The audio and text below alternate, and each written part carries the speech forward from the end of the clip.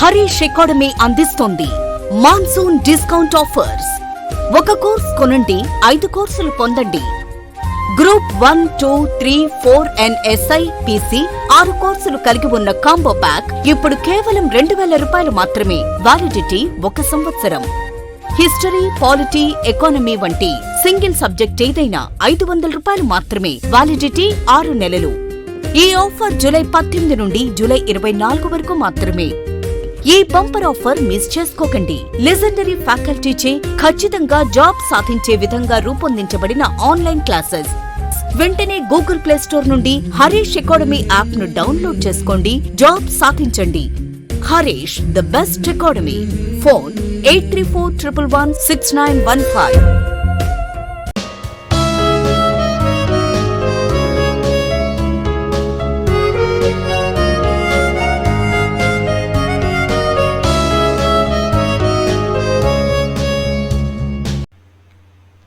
Hi friends, welcome to Harish academy.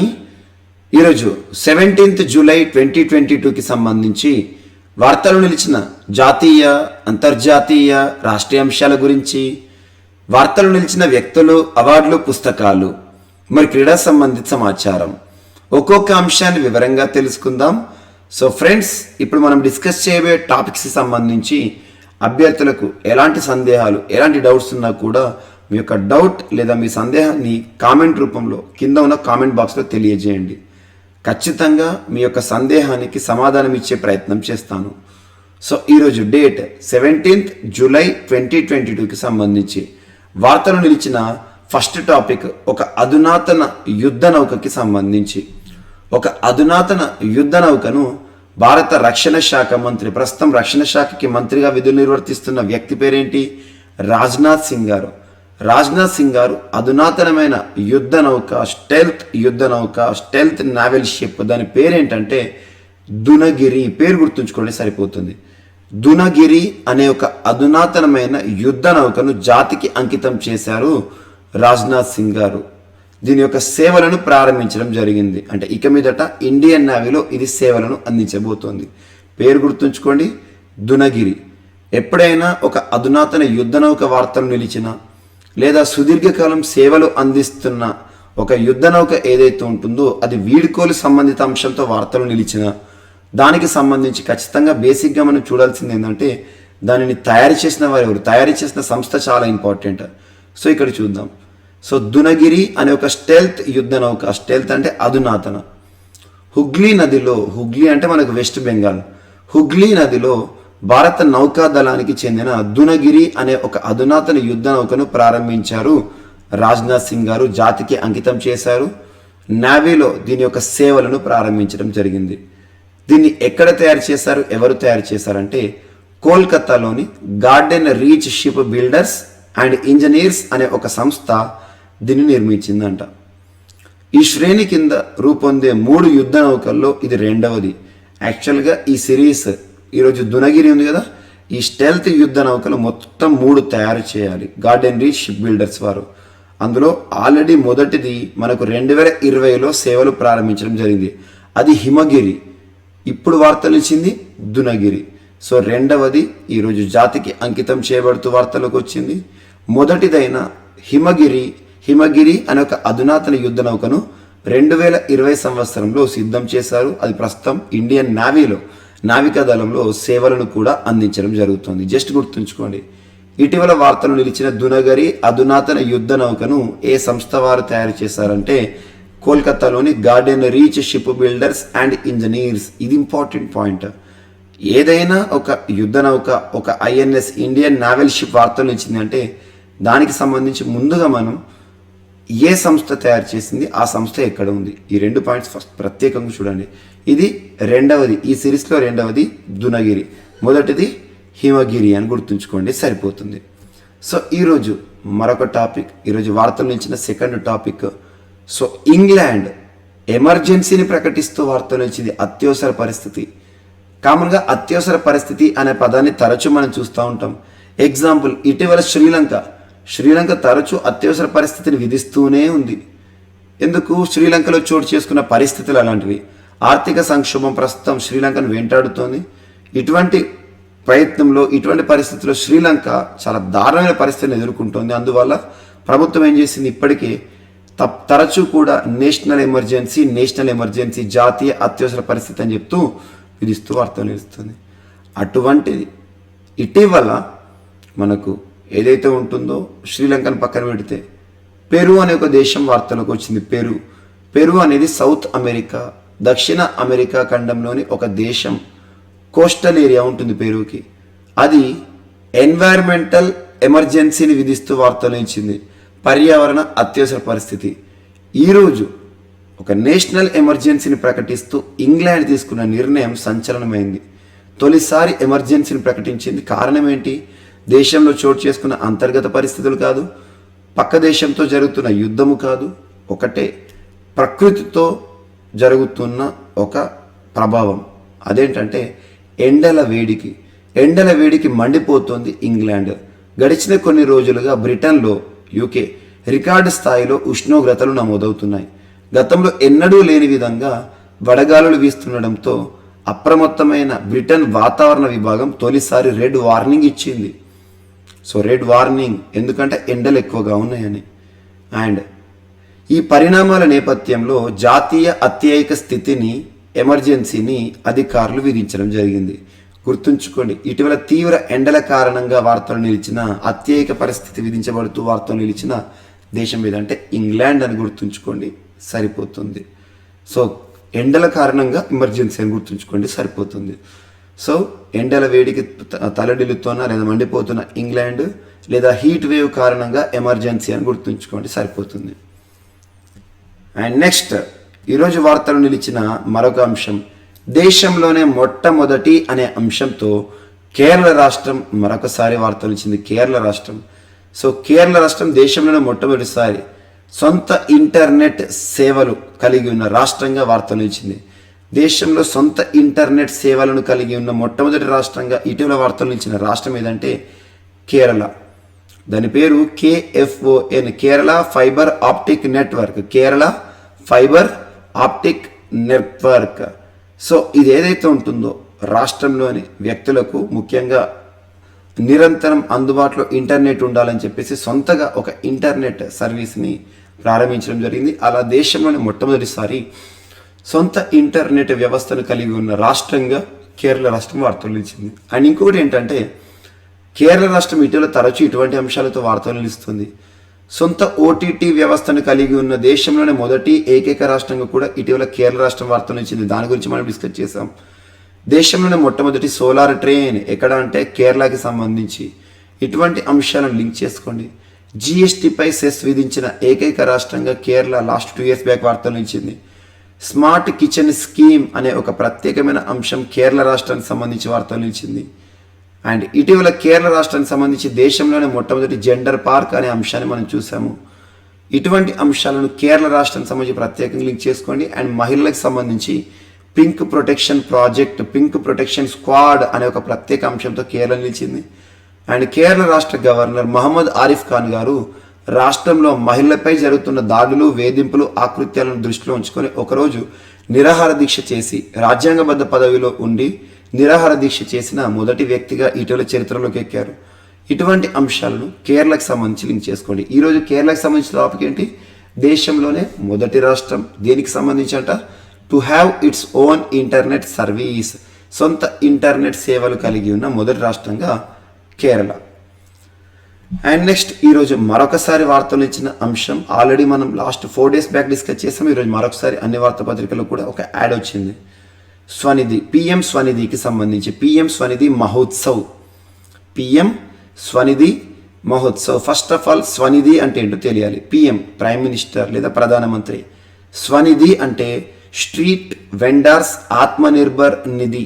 Street vendors Atmanirbhar Nidhi. Each and every word చూడండి, తెలుస్తుంది. Street vendors Atmanirbhar నిధి. Street vendors అంటే street అంటే వీధి, vendors అంటే వీధి వ్యాపారులు. మనకు వీధిలో ఉండే చిన్న చిన్న వ్యాపారులు ఎవరైతే ఉంటారో, మనకు గల్లీలో ఉండే, గల్లీ సైడ్ ఉండే చిన్న చిన్న వ్యాపారులు ఎవరైతే ఉంటారో, చిన్న చిన్న టేలలు నడుపుకుతూ బ్రతుకును కొనసాగిస్తున్నవారు, జీవనోపాధి పొందుతున్నవారు, అలా చిరు వ్యాపారులు ఎవరైతే ఉంటారో వారు కరోనా కారణంగా తీవ్ర ప్రభావాన్ని చూడడం జరిగింది. వాస్తవానికి కరోనా అనేది ప్రపంచంపై తీవ్ర ప్రభావాన్ని చూపించిన సంవత్సరం మొదటిది 2020. 2020 అంటేనే మనకు బ్లైండ్గా గుర్తొచ్చేది కరోనా. అలా 2020 సంవత్సరంలో ప్రపంచంపై కరోనా తీవ్ర ప్రభావాన్ని చూపించింది, ప్రతి రంగాన్ని కూడా కుదేలు చేసింది. అలా పర్యాటక రంగమే కానివ్వండి, పరిశ్రమల రంగమే కానివ్వండి, సేవా రంగమే కానివ్వండి, ఏదైనా సరే వ్యవసాయ రంగమే కానివ్వండి, కరోనా ప్రభావం తీవ్రంగా కనిపించిన అన్ని రంగాలు అనుకోండి. అందులో ముఖ్యంగా చిరు వ్యాపారులు చిన్నగా పని చేసుకుంటూ ఉపాధి పొందేవారు ఎవరైతే ఉంటారో వారు కూడా భారతదేశంలో చాలా ఇబ్బందులు పడ్డారు. వారు కనీసం ఆ చిన్న షాప్ని చిరు వ్యాపారిగా కొనసాగలేని పరిస్థితిలో భారత ప్రభుత్వం 2020 సంవత్సరం మార్చి మాసంలో ప్రత్యేకంగా ఒక కార్యక్రమాన్ని ప్రారంభించింది. ఈ కార్యక్రమం యొక్క ప్రత్యేకత, ఈ స్కీమ్ యొక్క ప్రత్యేకత ఏంటంటే చిరు వ్యాపారులను ఆదుకోవడం. అదే PM Svanidhi, street vendors Atmanirbhar Nidhi. ఈ దెబ్బతిన్న ఆర్థిక వ్యవస్థలో వారు కూడా ఉన్నారు కాబట్టి వారి ఆర్థిక రంగం అంటే వారి షాప్ని ముందుకు తీసుకెళ్లాలంటే ఖచ్చితంగా వారికి ఆర్థిక సాయం చేయాలని 10,000 రూపాయల ఆర్థిక సాయాన్ని లోన్ రూపంలో ఇచ్చిన ప్రోగ్రామే పిఎం స్వనిధి. ఇది ఏ మంత్రిత్వ శాఖ పరిధిలో అమల్లోకి వచ్చింది అంటే హర్దీప్ సింగ్ పూరి గారు ministry of housing and urban అఫైర్స్కి ప్రస్తుతం కన్సర్న్ పర్సన్గా ఉన్నారు. తన మంత్రిత్వ శాఖ ఆధ్వర్యంలో ఈ పిఎం స్వనిధి ఈ 2 ఏళ్లలో అద్భుతమైన విజయాన్ని సాధించిందంట.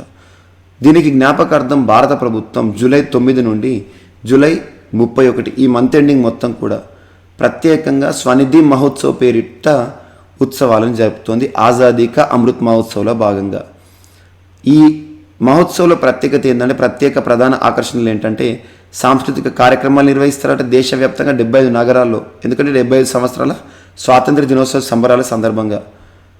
అండ్ సో నెక్స్ట్ వచ్చేసి వీధి ఆహార పండుగ అండ్ SHGI ఉత్పత్తుల మేళా, వీధి వ్యాపారుల సత్కారము, రుణమేళా అండ్ డిజిటల్ లావాదేవీలకు సంబంధించిన శిక్షణ.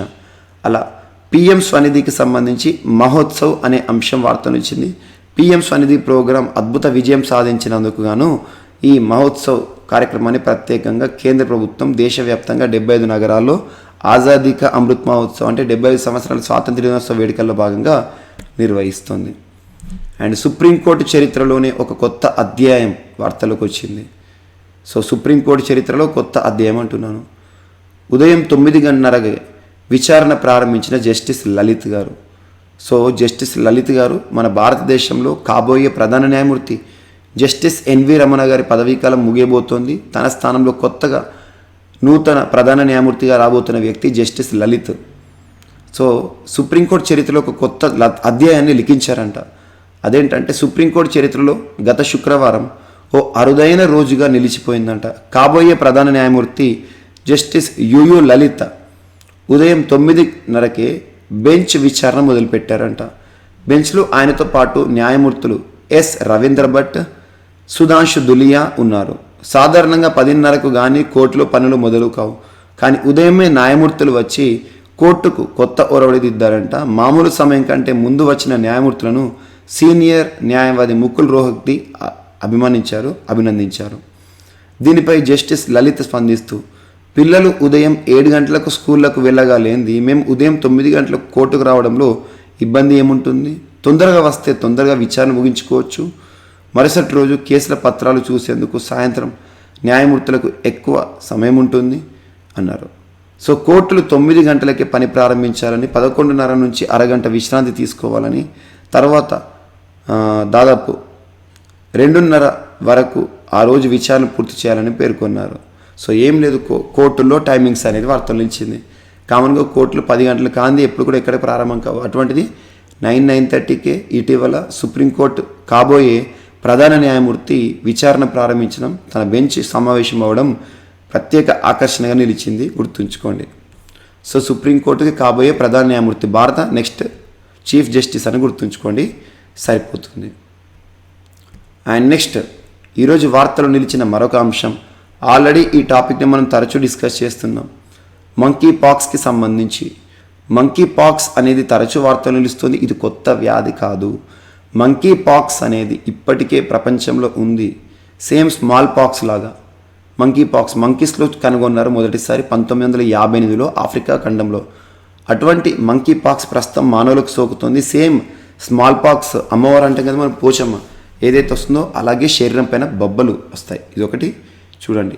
దేశంలోనే మొట్టమొదటి మంకీ పాక్స్ కేసు ఇటీవల కేరళలో నమోదైందట. అధికారికంగా ప్రభుత్వం కూడా ధృవీకరించింది. కేరళ వైద్య ఆరోగ్య మంత్రిత్వ శాఖ వారు ఏం చెప్పారంటే రాష్ట్రంలో మంకీ పాక్స్ కేసు నిర్ధారణ జరిగింది. రాష్ట్రంలో మొదటి కేసుగా దీన్ని గుర్తించడం జరిగిందని చెప్పేసి ప్రత్యేకంగా రాష్ట్రంలోనే మొదటి కేసు కాదు, భారతదేశంలో మొదటి మంకీ పాక్స్ కేసు ఎక్కడ అంటే కేరళ.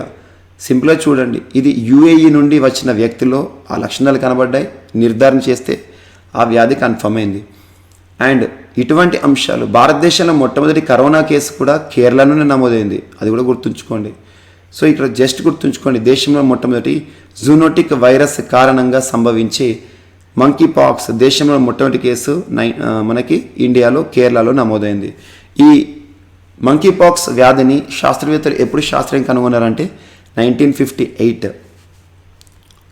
అండ్ ఇటీవల వార్తలు ఇచ్చిన వ్యాధులు ఏవైతే ఉంటే వాటిపైన ప్రత్యేక శ్రద్ధ చూపండి. ఎగ్జాంపుల్ బ్లాక్ ఫంగల్ డిసీజ్ అని చెప్పేసి మనం డిస్కస్ చేసాము, మ్యూకర్ మైకోసిస్, జీగోమైకోసిస్ అని. అండ్ ఇటీవల వార్తలు ఇచ్చిన నూరో వైరస్కి సంబంధించిన అంశాలను మనం డిస్కస్ చేసాము. సో ఇలా వ్యాధులకి సంబంధించి ఏ అంశం వార్తలు ఇచ్చినా ప్రత్యేకంగా లింక్ చేసుకోండి. అండ్ నెక్స్ట్ సరిహద్దు సమస్య ఏదైతే ఉంటుందో ఆ సమస్య వివాద పరిష్కారానికి 2 రాష్ట్రాలు చొరవ తీసుకున్నాయి, ఒప్పందం కుదుర్చుకున్నాయి. ఆ 2 రాష్ట్రాలు ఏంటంటే సరిహద్దులు పంచుకుంటున్న రాష్ట్రాలు, పక్కపక్కన రాష్ట్రాలు. ఒకటి అరుణాచల్ ప్రదేశ్, ఒకటి అస్సాం. 2 రాష్ట్రాల్లో కూడా కామన్గా బీజేపీ అధికారంలో ఉంది.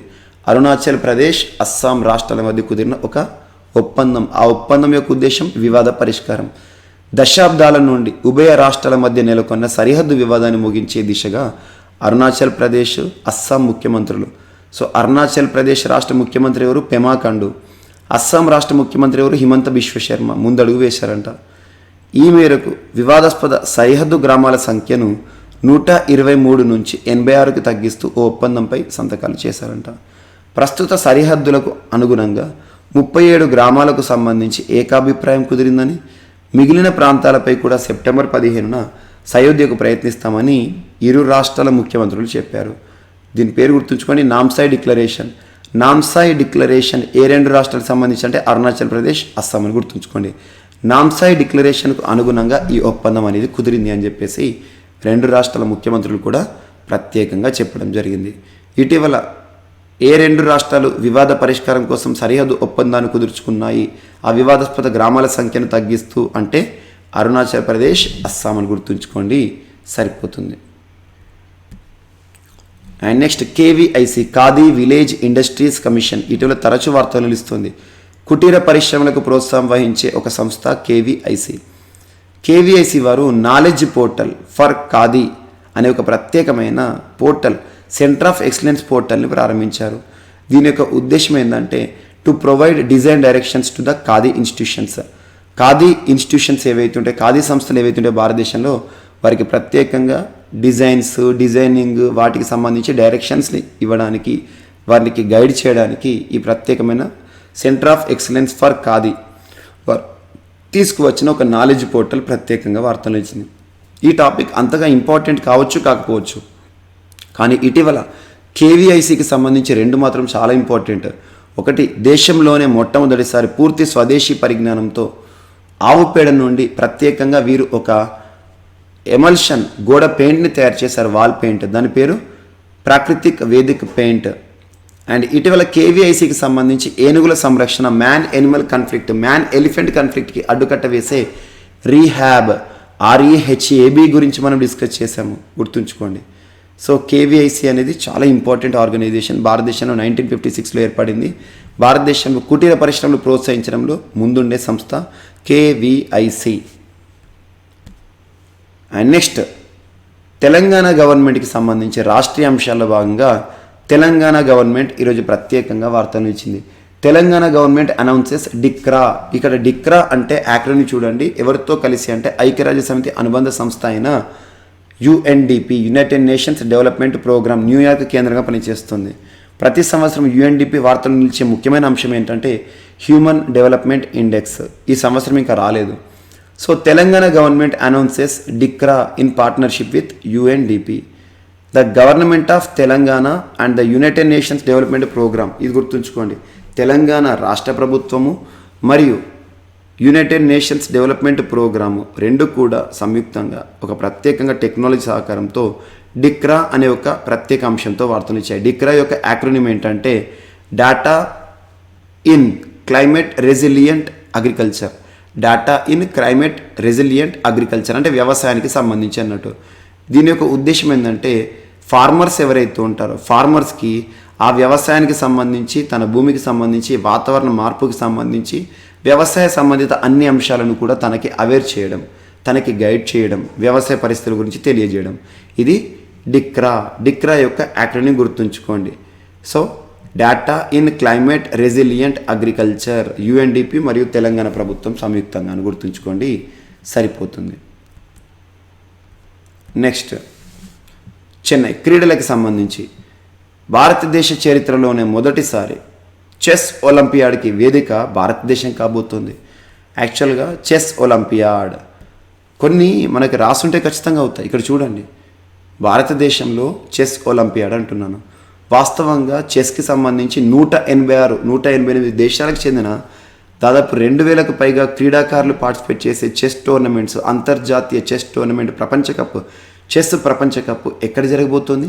మన భారతదేశం ఆతిథ్యంలో జరగబోతోంది. యాక్చువల్గా జరగాల్సిన వెన్యూ రష్యాలో జరిగే పరిస్థితులు కాదు. ఇప్పుడు రష్యా పైన ఆంక్షలు విధించాయి దేశాలన్నీ క్రీడా సమాఖ్యలు. కాబట్టి ఈ టోర్నమెంట్ను రష్యా నుండి తరలించారు. ఎక్కడికి వచ్చింది? ఇండియాకు వచ్చింది. సో చెస్ ఒలింపియాడ్ అనేది భారతదేశంలో జరగబోతోంది. 44th FIDE ఫిడే అంతర్జాతీయ చెస్ సమాఖ్య చెస్ ఒలింపియాడ్ను జూలై 28న మహాబలిపురంలో ప్రారంభించనుందంట. మహాబలిపురంలో సుమారు 100 ఏళ్ల చెస్ ఒలింపియాడ్ చరిత్రలో తొలిసారి భారత్లో ఇది జరగనుందంట. 188 దేశాలకు చెందిన 2000కు పైగా చెస్ క్రీడాకారులు వారి పేర్లను నమోదు చేసుకుని వార్తలకు వచ్చారు. అండ్ ఆగస్టు 10 వరకు ఇది జరుగుతుంది చెస్ ఒలింపియాడ్. గుర్తుంచుకోండి, ఈ మంత్ జూలై 28th రోజున ప్రారంభమై ఆగస్టు 10th వరకు జరిగే చెస్ ప్రపంచ కప్. ఇప్పటికే చెన్నై నగరం మొత్తం కూడా అందంగా ముస్తాబైపోయింది. ఫ్లైఓవర్ల పైన చెస్ చిత్రాలు ప్రదర్శిస్తున్నారు. సో ఇలా ప్రత్యేకంగా భారతదేశ చరిత్రలో మొదటిసారి తమిళనాడు రాష్ట్రంలోని మహాబలిపురం కేంద్రంగా ఈ చెస్ ఒలింపియాడ్ ప్రపంచ కప్ జరగబోతుందని గుర్తుంచుకోండి. ఇది ఫిడేకి సంబంధించి. అండ్ నెక్స్ట్ ఈరోజు మన నెక్స్ట్ టాపిక్ వచ్చేసి వార్తల్లో వ్యక్తులు. ఎన్డీఏ ఉపరాష్ట్రపతి అభ్యర్థిగా జగదీప్ ధన్కర్ గారు వార్తలు ఇచ్చారు. జగదీప్ ధన్కర్.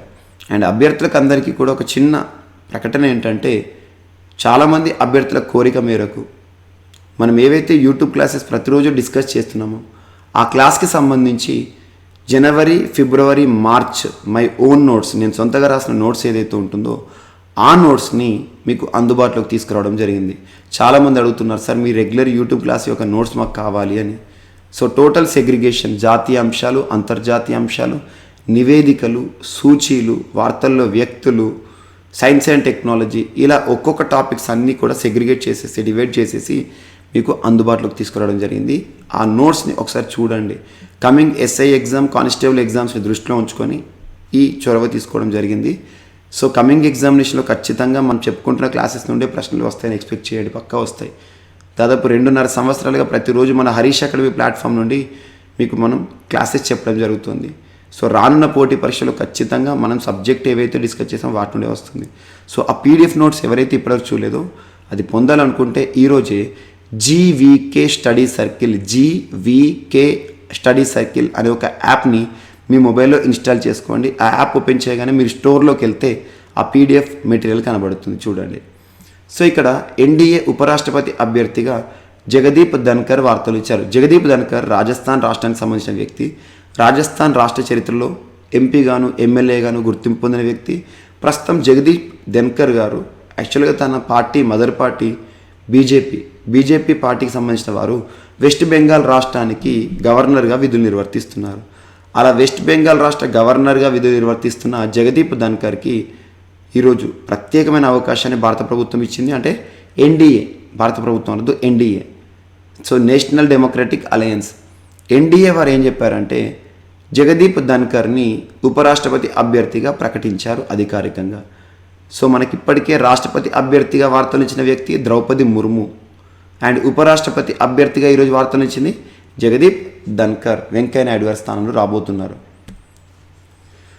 అండ్ నెక్స్ట్ ఈరోజు వార్తలో నిలిచిన మరొక వ్యక్తి శ్రీ రవిశంకర్ గారు. శ్రీ రవిశంకర్ ఆధ్యాత్మికవేత్త, సుపరిచితులు, భారతదేశంలోనే కాదు ప్రపంచవ్యాప్తంగా గుర్తింపు పొందిన వ్యక్తి. శ్రీ రవిశంకర్ గారికి సురినామ్ దేశం ఒక ప్రతిష్టాత్మక సత్కారాన్ని చేసింది. సర్వసాధారణంగా దేశాధిపతులకు మాత్రమే ఒక ప్రత్యేక పురస్కారం ఇస్తారు. అటువంటిది మన భారతదేశానికి సంబంధించి శ్రీ రవిశంకర్ గారికి సురినామ్ ప్రభుత్వం ఇచ్చిన అత్యున్నత పురస్కారం ఏంటో చూద్దాం. దక్షిణ అమెరికా తీర దేశమైన సురినామ్ తమ దేశ అత్యున్నత పౌర పురస్కారం Honorary order of the Yellow Star Honorary order of the Yellow స్టార్స్తో భారత ఆధ్యాత్మిక గురువు ఆర్ట్ ఆఫ్ లివింగ్ సంస్థ వ్యవస్థాపకులు శ్రీ రవిశంకర్ను సత్కరించింది భారత ప్రభుత్వం. సురినామ్ అధ్యక్షుడు చంద్రికా ప్రసాద్ సంతోకి ఈ పురస్కారాన్ని తనకు అందజేశారు ఆల్రెడీ. ఇప్పటి వరకు దేశాధిపతులకు మాత్రమే ఇచ్చే ఈ అత్యున్నత పురస్కారాన్ని చరిత్రలో మొదటిసారి ఒక ఆధ్యాత్మికవేత్త, ఆసియావాసి, మన భారతీయుడు అందుకోవడం ఒక గర్వకారణం, అద్భుతమైన క్షణాలు. గుర్తుంచుకోండి, ఎగ్జామినేషన్లో ఇటువంటి స్పెషల్ టాపిక్స్ పైన క్వశ్చన్ ఇస్తారు. ఒక దేశం లేదా ఒక దేశ ప్రభుత్వం, సురినామ్ ప్రభుత్వం, ఆ దేశాధినేత అధ్యక్షుడు చేతుల మీదుగా రవిశంకర్ గారు పొందిన పురస్కారం Honorary order of the Yellow star అని గుర్తుంచుకోండి, సరిపోతుంది. అండ్ నెక్స్ట్ ఈరోజు వార్తలు నిలిచిన మరొక అంశం జపాన్ ఎక్స్-పిఎం. సో జపాన్కి సంబంధించిన ఎక్స్-పిఎం అంటే జపాన్ మాజీ ప్రధాని. జపాన్ ప్రధాని అంటే మనకు గుర్తుకొచ్చే ఒకే ఒక వ్యక్తి షింజో అబే ఒక గొప్ప వ్యక్తి. భారత్ జపాన్ సత్సంబంధాలుగా కొనసాగడంలో కీలక పాత్ర పోషించిన వ్యక్తి షింజో అబే, ఒక గొప్ప వ్యక్తి. ఇటీవల తూటాలకు బలయ్యాడు. ఆ జపాన్లో ఎన్నికల ప్రచారంలో భాగంగా ఒక వ్యక్తి హ్యాండ్ గన్తో కాలిస్తే అక్కడికక్కడే స్పాట్గా చనిపోయాడు. So Shinzo Abe. అటువంటి షింజో అబేకి సంబంధించి మీరు కొన్ని గుర్తుంచుకోండి. భారతదేశంతో ఉన్న సంబంధం 2021 సంవత్సరం షింజో అబే పద్మ విభూషణ్ పురస్కార గ్రహీత 2021 పద్మ విభూషణ్. అండ్ 2022 సంవత్సరానికి సంబంధించి భారత ప్రభుత్వం ఇచ్చే నేతాజీ పురస్కార గ్రహీత, నేతాజీ ప్రైజ్. అండ్ భారత ప్రధాని నరేంద్ర మోదీ గారితో పాటు గంగా హారతిలో పాల్గొన్న ఒక ప్రధాని, గంగా హారతి అంటే వారణాసి. అండ్ దీంతో పాటు భారతదేశంలో బుల్లెట్ ట్రైన్ ఇంట్రడ్యూస్ చేయడంలో కీలక పాత్ర పోషిస్తున్న వ్యక్తి జపాన్ మాజీ ప్రధాని షింజో అబే. అటువంటి జపాన్ మాజీ ప్రధాని షింజో అబే గారికి ఆ దేశ ప్రభుత్వం ఆ జపాన్ కంట్రీ యొక్క హయ్యెస్ట్ ఆర్డర్ అంటే హయ్యెస్ట్ అత్యున్నత పురస్కారాన్ని తాను మరణించిన తర్వాత నిన్నటి రోజున ప్రకటించింది. ఆ పురస్కారం ఏంటంటే the Collar of the supreme order of the Chrysanthemum. So the Collar of the supreme order of the Chrysanthemum. So Japan మాజీ ప్రధాని షింజో అబే గారికి జపాన్ ప్రభుత్వం ఇచ్చిన అత్యున్నత పురస్కారంగా ఈరోజు వార్తలు ఇచ్చారు. ఖచ్చితంగా రానున్న పోటీ పరీక్షలో తనకి సంబంధించి ఏదో ఒక ప్రశ్నను మనం చూసే అవకాశం ఉంది. అండ్ నెక్స్ట్ లాస్ట్ ఈరోజు వార్తలు ఇచ్చిన ఇద్దరు పర్సన్స్. మహారాష్ట్ర ప్రభుత్వం mother Teresa memorial award, Maharashtra ప్రభుత్వం ప్రతిష్టాత్మకంగా ప్రదానం చేసే మదర్ తెరిస్సా మెమోరియల్ పురస్కారాన్ని దియా మిర్జాకి అండ్ అఫ్రోజ్ షాకి ప్రదానం చేయడం జరిగింది. The United Nations Environment Programme national goodwill ambassador UNEPకి అంబాసిడర్గా ప్రచారకర్తగా ఉన్న దియా మిర్జా ఒకప్పుడు బాలీవుడ్ నటి, బాలీవుడ్లో తనకంటూ ప్రత్యేక గుర్తింపు పొందారు. అండ్ ఎన్వైర్న్మెంటల్ యాక్టివిస్ట్, పర్యావరణ సంరక్షకుడు, పర్యావరణవేత్త mister Afroz Shah were facilitated with prestigious Mother Teresa Memorial Awards for social justice. గుర్తుంచుకోండి, సామాజిక న్యాయం, సోషల్ జస్టిస్ రంగంలో విశేష వ్యక్తులకు ఇచ్చే పురస్కారము Mother Teresa Memorial award Maharashtra ప్రభుత్వం ప్రజెంట్ చేస్తుంది. ఈ సంవత్సరం ఇద్దరు వ్యక్తులు, దియా మిర్జా బాలీవుడ్ నటి, UNEP అంబాసిడర్ మరియు ప్రముఖ పర్యావరణవేత్త అఫ్రోజ్ షా, వీరిద్దరికీ కూడా మదర్ తెరిస్సా పురస్కారం రావడం జరిగింది. ఈ మదర్ తెరిస్సా పురస్కారాన్ని ఏ రంగంలో ఇస్తారంటే సోషల్ జస్టిస్, సామాజిక న్యాయం. సో ఫ్రెండ్స్, ఇవి మనకి ఈరోజు వార్తలు నిలిచిన అంశాలు. ఒకసారి ర్యాపిడ్గా మనం డిస్కస్ చేసిన టాపిక్స్ ఏంటో చూద్దాం. దునగిరి అనే ఒక యుద్ధ నౌకని ప్రారంభించారు రాజ్నాథ్ సింగ్ గారు. సైన్యంలో దాని సేవలను ప్రారంభించడం జరిగింది. మనకు garden Reach Shipbuilders and engineer సంస్థ దీన్ని తయారు చేయడం జరిగింది. అండ్ ఎండల వేడికి ఇంగ్లాండ్లో ప్రత్యేకంగా ఎమర్జెన్సీ విధిస్తబడుతూ వార్తలు ఇచ్చింది. కేరళ దేశంలోనే మొట్టమొదటి రాష్ట్రంగా వార్తలు ఇచ్చింది. సొంత ఇంటర్నెట్ సౌకర్యాన్ని కలిగి ఉన్న రాష్ట్రం. స్వనిధి మహోత్సవ్ అనే ఒక ప్రత్యేకమైన అంశం వార్త వచ్చింది పిఎం స్వనిధికి సంబంధించి. అండ్ సుప్రీంకోర్టు చరిత్రలో కొత్త అధ్యాయం. ఉదయం 9:30కే విచారణ ప్రారంభించారు సుప్రీంకోర్టు కాబోయే ప్రధాన న్యాయమూర్తి జస్టిస్ యుయున్ లలిత్ జస్టిస్. అండ్ భారతదేశంలో నమోదైన మొట్టమొదటి మంకీ పాక్స్ అధికారికంగా ధృవీకరించాయి ప్రభుత్వాలు. అది ఎక్కడ అంటే కేరళ. అండ్ సరిహద్దు వివాద పరిష్కారానికి అరుణాచల్, అస్సాంల మధ్య ఒప్పందం కుదిరింది. నామ్సాయి డిక్లరేషన్ అని గుర్తుంచుకోండి. అండ్ కేవీఐసి ఒక ప్రత్యేకమైన నాలెడ్జ్ పోర్ట్ని అందుబాటులోకి తీసుకురావడం జరిగింది. తెలంగాణ గవర్నమెంట్కి సంబంధించి డిక్రా అనే అంశాన్ని మనం చూసాం. Data in climate resilient agriculture, ఫార్మర్స్కి ఇచ్చే సమాచారానికి సంబంధించి. అండ్ భారతదేశ చరిత్రలో మొదటిసారి చెన్నైలో చెస్ ఒలింపియాడ్ వేదికగా చూడబోతున్నాం. ఈ జూలై 28 నుండి ప్రారంభం కాబోతోంది. ఎన్డీఏ ఉపరాష్ట్రపతి అభ్యర్థిగా జగదీప్ ధన్కర్ గారి పేరుని ఎన్డీఏ అధికారికంగా ముఖ్యంగా బీజేపీ పార్టీకి సంబంధించి నిన్నటి రోజున జేపీ నడ్డా గారు ప్రకటించారు. శ్రీ రవిశంకర్ గారు ఎవరైతే ఉంటారో ప్రముఖ ఆధ్యాత్మికవేత్త, మన ఆసియావాసి, మన భారతీయుడు, సురినామ్ దేశ ప్రభుత్వం ఇచ్చే అత్యున్నత పురస్కారాన్ని honorary order of the yellow స్టార్తో వార్తలు నిలిచాడు. And Japan awards ex PM Shinzo Abe. Japan ప్రభుత్వం మాజీ ప్రధాని అయిన షింజో అబేకి దేశంలోనే అత్యున్నత పురస్కారాన్ని తాను మరణించిన తర్వాత ప్రదానం చేస్తోంది. The collar of the supreme order of the chrysanthemum. Maharashtra ప్రభుత్వం మదర్ తెరెసా పురస్కారాన్ని ఈ సంవత్సరానికి గాను సామాజిక న్యాయంలో గుర్తింపు పొందిన దియా మిర్జాకి, తను బాలీవుడ్ నటి, యుఎన్ఈపి ప్రచారకర్త మరియు పర్యావరణవేత్త అఫ్రోజ్ షాకి ప్రదానం చేయడం జరుగుతుంది. సో ఇవి ఈరోజు వార్తలు నిలిచిన అంశాలు. సో ఫ్రెండ్స్, మనం ఒక్క 1 వీక్, మ్యాక్సిమం 1 వీక్, ఆ తర్వాత మీకు రెగ్యులర్గా బోర్డు పైన క్లాసెస్ని నేను డిస్కస్ చేయడం జరుగుతుంది. సో ఈ 1 వీక్ మన క్లాసెస్ ఏవైతే ఉంటాయో ఈ విధంగా చెప్పడంలో మీ అందరి సహకారం, సపోర్ట్ కావాలి. ప్రతిరోజు వీడియోని చూడండి. కమింగ్ ఎగ్జామినేషన్లో ఖచ్చితంగా మనం డిస్కస్ చేసిన టాపిక్స్ నుండే ప్రశ్నలు వస్తాయి. మీకు కావాలంటే ఎగ్జామ్స్ అయ్యాక కూడా మనం ఏ రోజు ఏ టాపిక్ డిస్కస్ చేసామో కూడా మనం చూద్దాము. సో ఈ ఒక్క 1 వీక్ కూడా కాదు, నెక్స్ట్ వెనస్డే ఆర్ థర్స్డే వరకు మీకు క్లాసెస్ అనేవి ఈ విధంగా చెప్తాను. ఆ తర్వాత మీకు రెగ్యులర్గా బోర్డు పైన క్లాసెస్ చెప్పడం జరుగుతుంది. సో ఫ్రెండ్స్, ఇవి మనకు ఈరోజు వార్తలు నిలిచిన అంశాలు. మిస్లీనియస్ అంశాలు ఏమైనా మిగిలిపోతే మాత్రం రేపు క్లాస్లో యాడ్ చేసుకొని నేర్చుకుందాం. రేపు కలుద్దాం. Thank you.